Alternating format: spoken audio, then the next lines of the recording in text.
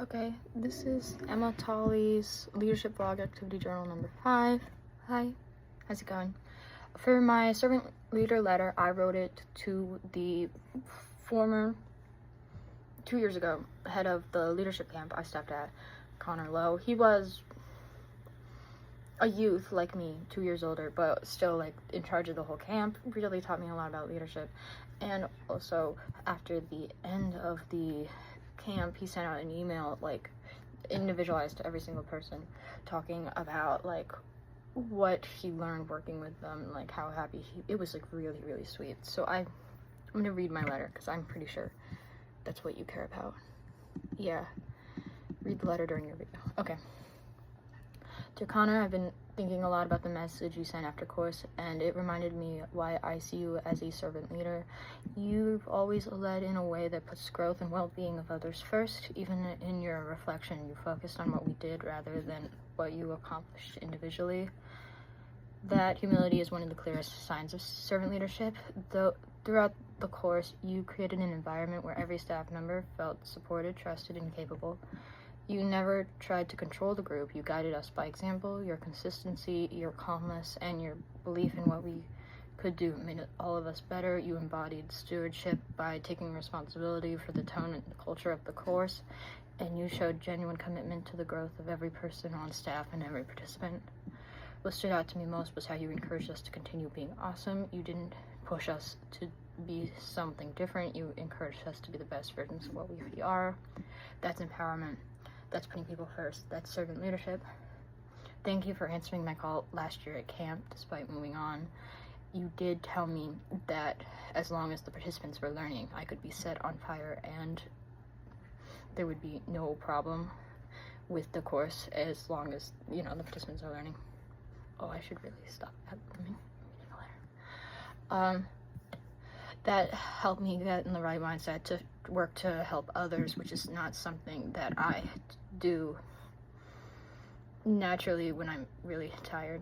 Thank you for leading in a way that lifts others up. Being part of that staff made me a better leader and a better person because of the example you set.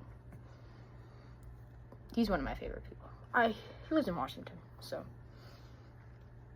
I haven't seen him since. Next question was the daily systems one. In my daily life, I move through several interconnected systems without always noticing them. The academic side system at Virginia Tech, the social systems within my living learning community, the workflow systems in my job, sometimes not daily. I work 2 days a week, so, pretty much daily. And even the informal systems within my friend group and extracurriculars. Each system has its own expectations, norms, feedback loops. For example, the academic system rewards consistency and time management, while the workplace system emphasizes reliability. Navigating these systems requires awareness of how my actions influence the people and processes around me. When I understand the structure of a system, like who depends on whom and what inputs lead to what outcomes, and where restrictions occur, I can make a better decision and anticipate the impact of my behavior. Developing this awareness makes me a better leader because it helps me see the bigger picture, recognize patterns, and understand how to create a positive change without disrupting the system as a whole. I wrote out a script because last time you said that this is my fun bit, because last time you said I didn't seem prepared. I'm trying. I'm not the best at reading things out loud. I'm not a public speaker, but I'm trying. I'm sorry. Resume versus eulogy virtues.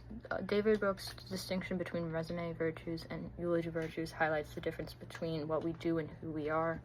My resume virtues include academic achievements, technical skills, and data science, my major, and leadership roles in scouting and project management from specifically my Eagle Scout project. These reflect competence, discipline, and ambition, qualities that show that I can succeed in structured professional environments. My eulogy virtues, however, are the qualities that I hope people remember by my character. I try to, this sounds vain. I'm sorry. Kindness, reliability, humility, and genuine desire to help others grow. These virtues show up in the way I mentor peers, support friends, and try to create positive environments in the communities I'm a part of. Comparing the two helps me understand ethical leadership more clearly. Ethical leadership requires both sets of virtues, the skills to lead effectively and the character to lead responsibly. My resume virtues help me contribute meaningfully, but my eulogy virtues guide me on how I treat people and how I use whatever influence I have. Balancing both is what allows me to practice leadership that is not only effective but ethical. That is all the parts of that question? Yes.